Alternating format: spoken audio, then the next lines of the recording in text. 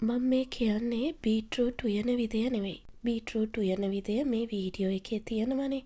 Beetroot කියන්නේ මගේ ආසම එළවලුව බව මේ කෑම පිටුවේ ඉන්න ඔයාලා නම් අනිවාර්යෙන් දන්නවා.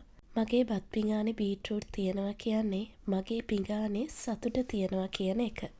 මම මේ කියන්න යන්නේ බීට්රූට් වලින් අපිට ලැබෙන වාසි ටිකක්. අපේ ඇඟට යකඩ ලබා ගන්න පුළුවන් හොඳම විදිය තමයි මේ බීට්රූට් එළවලුව. සෝඩියම්, කැල්සියම්, පොස්පරස් කියන පෝෂණ සංඝටකත් තියෙනවා. ෆෝලික් අම්ලය වගේම විටමින් A, B, C කියන සංඝටකත් තියෙනවා. මීට අමතරව තව වාසිත් තියෙනවා. පිළිකා හැදෙන එක අඩු කරනවා, ඇඟේ ලේ පිරිසිදු කරනවා විතරක් නෙමෙයි ප්‍රතිශක්තිකරණයත් වැඩි කරනවා. බඩවැල් පිරිසිදු කරනවා, හදවත් රෝග ඇති වෙන එකත් ගොඩාක් අඩු කරනවා. දැන් තේරෙනව නේද? බීට්රූට් වල ඇත්තටම සතුට තියෙනවා. සමහර අය බීට්රූට් උයද්දි සීනි දානවනේ රසයි කියලා.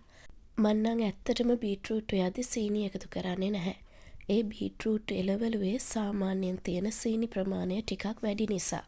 බීට්රූට් ටික පුළුවන් තරම් හීනියට කපලා තෙලෙන් මලවලා මිටිකිරි දාලා තැම්බෙනකන් උයා ගන්නවා. මේ වීඩියෝ එකේ තියෙන්නේ ඒ උයන ක්‍රමේ. බීට්රූට් කිරට උයලා විතරක් නෙමෙයි බීට්රූට් තෙල් දාලා බීට්රූට් සලාදේ බීට්රූට් මැල්ලුමටත් මං ගොඩාක් ආසයි.